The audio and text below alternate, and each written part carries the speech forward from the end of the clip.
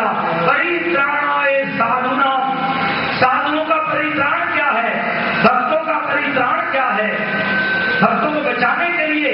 अरे भक्तों कहते तेरे प्राण निकल गए, कोई बात नहीं। भक्तों का परित्राण क्या है, भगवान धर्म की संस्थापना कराने के लिए किसी आचार्य केंद्र में, किसी संत केंद्र में क्या सांसद ने कहा कि मैं वृंदावन में अपने गुरु महाराज जी के दर्शन करने के लिए जाना चाहता हूं, मेरी बड़ी इच्छा हो रही है। बादशाह ने सोचा कि तानसेन इतना अच्छा गाता है, इसके गुरुदेव कितना अच्छा गाते होंगे, मैं भी वृंदावन जाकर के इनके जो गुरुदेव हैं श्री हरिदास जी, उनके दर्शन करके आऊं। तानसेन से कहा, तानसेन मेरी भी इच्छा है वृंदावन जाने की, मैं तुम्हारे गुरु जी का दर्शन कर पाऊं।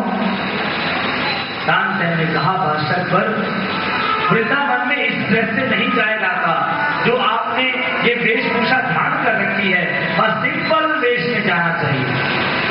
बादशाह ने कहा, कोई बात नहीं तानसेन, मैं सिंपल वेश में चला जाऊंगा। बादशाह ने सिंपल वेश धारण किया तो तानसेन के साथ वृंदावन की ओर चल पड़े। जब वृंदावन में पहुंचे तो श्री हरिदास जी निधिवन के अंदर में, आज के वृंदावन में वो निधिवन स्थान है जहां पर श्री हरिदास जी की समाधि है। और श्री हरिदास जी उस समय जिनके कारण बांके बिहारी जी प्रकट हुए, आज भी निधिवन में वो बांके बिहारी का प्रकट स्थान है। और आज भी निधिवन के अंदर में भगवान की रासलीला होती है। हरिदास जी निधिवन के अंदर में बांके बिहारी के सम्मुख बैठ करके उनको रिझाने के लिए भजन गा रहे हैं और इतने आनंद में हैं, इतने रस में डूबे हुए हैं कि आंखों से अश्रु की धारा प्रवाहित हो रही है। तानसेन बादशाह अकबर के साथ वहां जब पहुंचे, जाकर के देखा कि मेरे गुरुदेव इतने भाव में हैं, बांके बिहारी को रिझा रहे हैं। जाकर के चुपचाप पीछे बैठ गए और बादशाह अकबर को इशारा किया कि आप भी बैठ जाइए। बादशाह अकबर जब वहां पे बैठे, इतना आनंद मिलने लगा, बादशाह अकबर को इतना आनंद मिलने लगा। भगवान के रसिक, भगवान के विशुद्ध भक्त श्री हरिदास जी इतने भाव में विभोर होकर के बांके बिहारी को रिझाने के लिए कीर्तन कर रहे हैं। उनके आंखों से अश्रुधारा प्रवाहित हो रही है। उन भजनों को सुन करके बादशाह अपनी सुधि खो बैठे। ऐसी सुधि खोई, ऐसी सुधि खोई कि सारा कुछ भूल गए, कुछ भी याद नहीं रहा, एक दिव्य आनंद में खो गए। सुबह से शाम हो गई। तानसेन ने देखा कि मेरे गुरु जी का भाव अभी टूटा नहीं है, ना जाने 2 दिन लग जाए, 3 दिन लग जाए, कोई पता नहीं।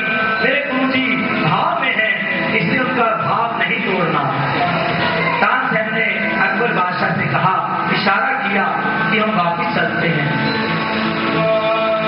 तानसेन के साथ बादशाह अकबर वापिस अपने महल में आए। सारी रात एक आनंद में खो करके बिताई बादशाह अकबर ने।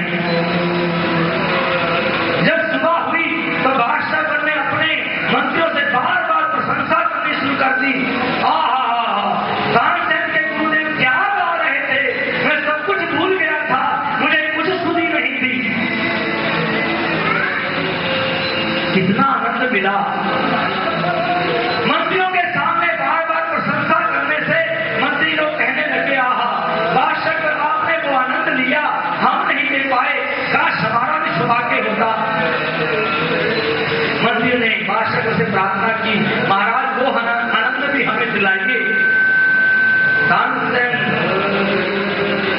कैसा गा सकता है, आप तानसेन को बुलाइए और अपने गुरु जी जैसा गाए ताकि हमको भी वैसा आनंद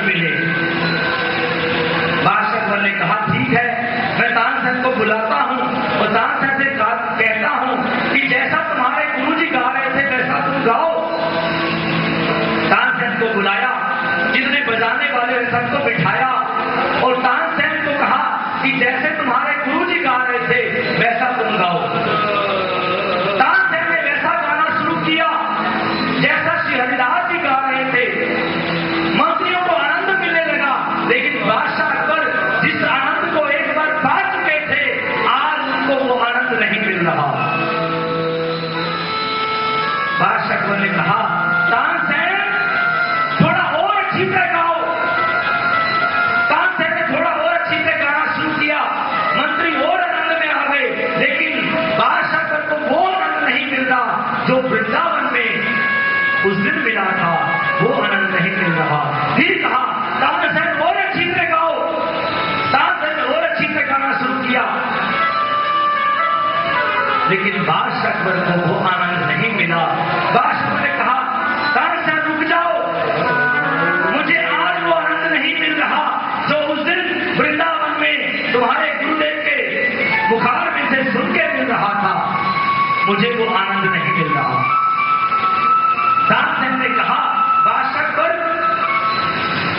आपको वो आनंद मिल ही नहीं सकता। कहते क्यों नहीं मिल सकता? तुम तो वैसे ही गा रहे हो जैसे तुम्हारे गुरुजी गा रहे थे, तुम वैसा गा रहे हो, फिर आनंद क्यों नहीं मिल सकता? कहते बादशाह अकबर वो आनंद नहीं मिल सकता। कहते क्यों?